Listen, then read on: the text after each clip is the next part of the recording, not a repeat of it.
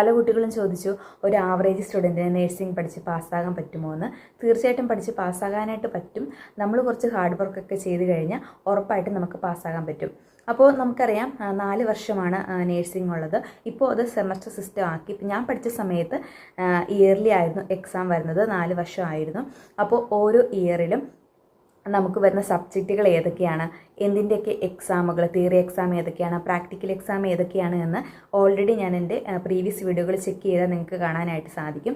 അതുപോലെ തന്നെ ഓരോ സെമസ്റ്ററിലും ഏതൊക്കെ സബ്ജക്റ്റാണ്, ഏതൊക്കെ എക്സാമുകൾ എങ്ങനെയാണ് നമ്മൾ പഠിക്കേണ്ടത്, എക്സാം ടിപ്പുകൾ ഏതൊക്കെയാണ് എന്നൊക്കെ പല വീഡിയോസും ഞാൻ ഓൾറെഡി ചെയ്തിട്ടുണ്ട്.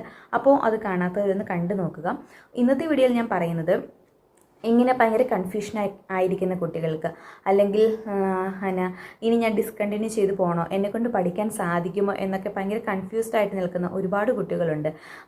ഇപ്പം നന്നായിട്ട് പഠിക്കുന്ന കുട്ടികളുണ്ട്, അവരെ ഉദ്ദേശിച്ചല്ല